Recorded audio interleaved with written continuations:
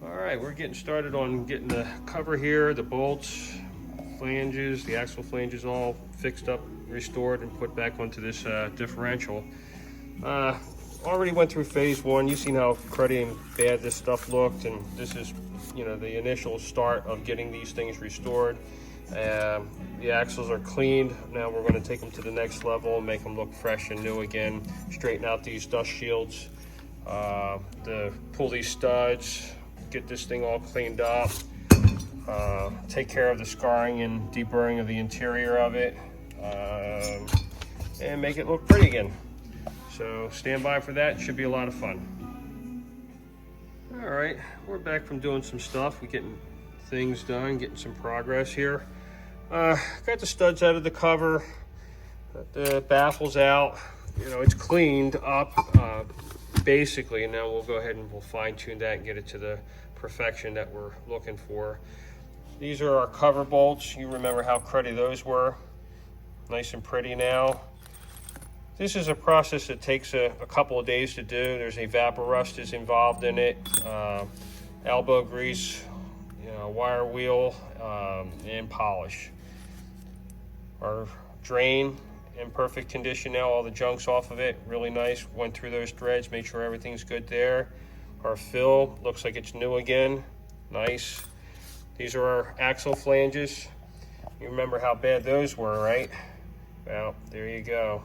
Like new again, nice and fresh.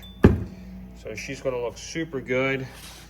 We'll get that cover next. That's just going to take a little while, and you'll be surprised.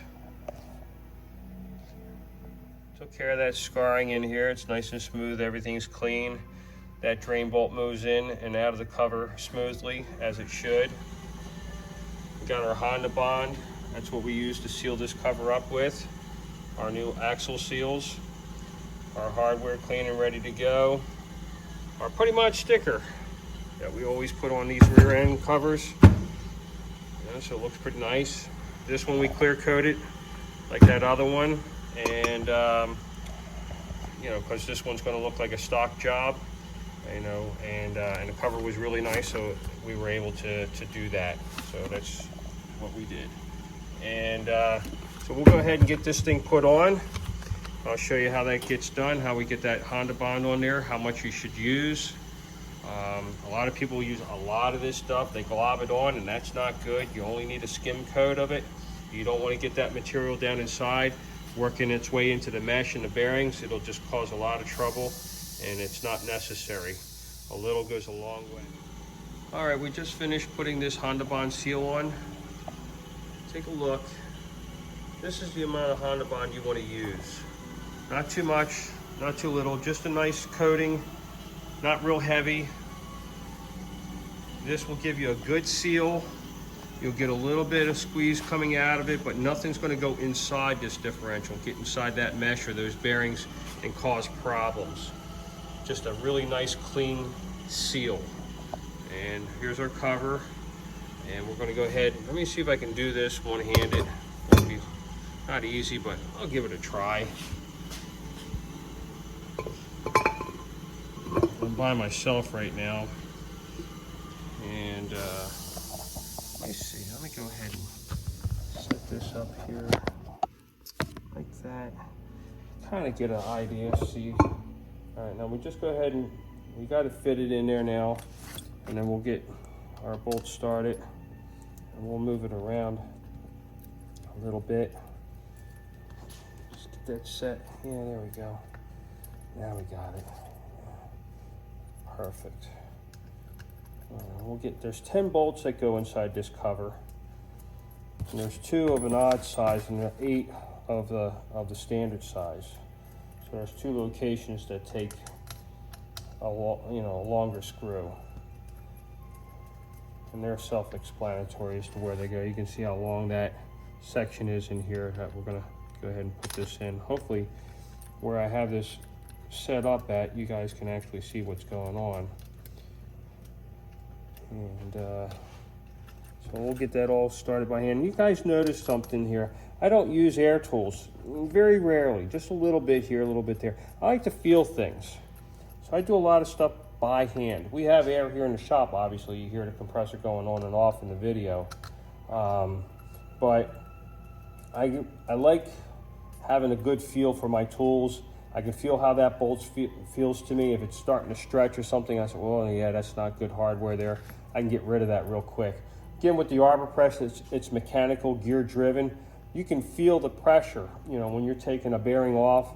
You know exactly, oh yeah, that's going to be the break point where she's going to come and pop on you, and you can slow that pressure down. You don't have any surprises. And that's just the way I like to do things. All right.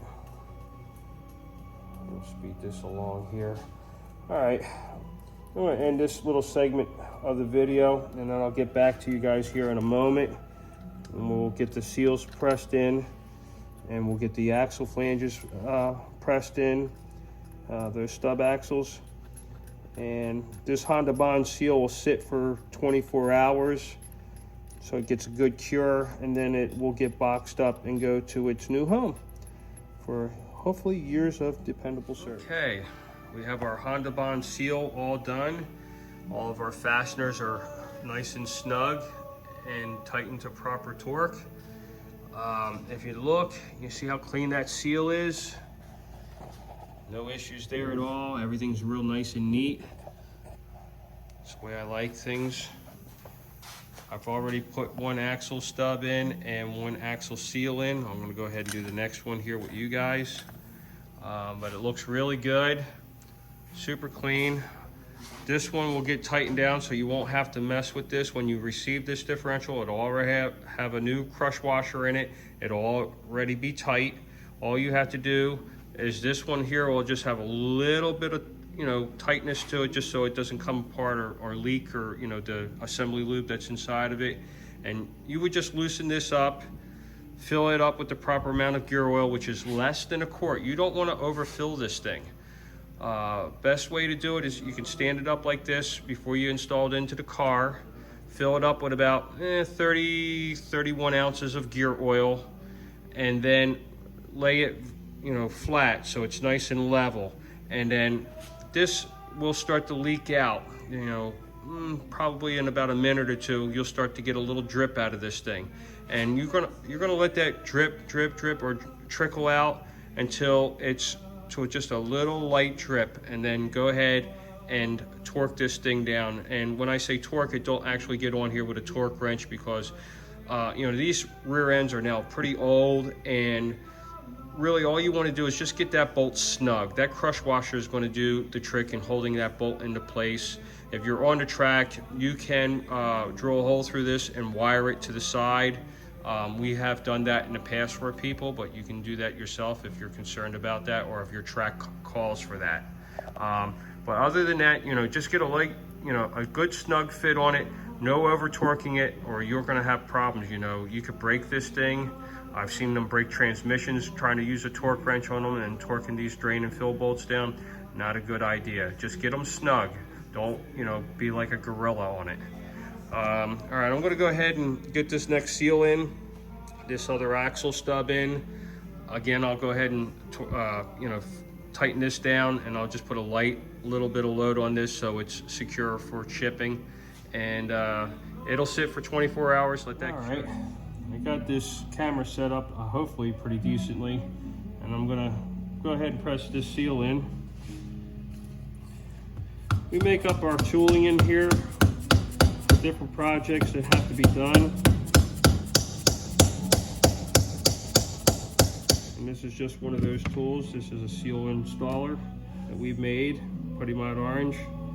All right, our seal is in there very nicely. And now we're gonna go ahead and put our stub axle in. You wanna be really careful about doing that. You wanna get that in just so. There's a spring inside that seal, and if you hit the side of that seal with that stub axle, it's gonna pop that spring, and now you got junk. You're gonna have to pull that seal back out, throw it away, and start all over again. And if you don't catch, you know, that spring popping out, and you go ahead and drive this thing in, put it in the car, then you're gonna end up with a leak. So be always aware when you put axles into seals or anything that's going into a seal, to be very careful about placing that item through that seal carefully. so you do not damage the seal. All right, there we go. There's a little spring clip on that axle that'll keep that axle right in place once it's in there. There's a lead in and a lead out on that axle inside that LSD to allow you to extract this axle if necessary for service like we did here today. All right, our LSD is working like a charm. Really nice, super quiet, super smooth. We're gonna go ahead and put a little bit of load on this, little torque. Just that's enough. Just enough to get that, you know, so it's not gonna leak in transit. And that crush washer is like new still. And then we're gonna go ahead and, all right, now that is all you're gonna do for pressure on that drain bolt. That's all that's necessary. And it's all ready to go. All we'll have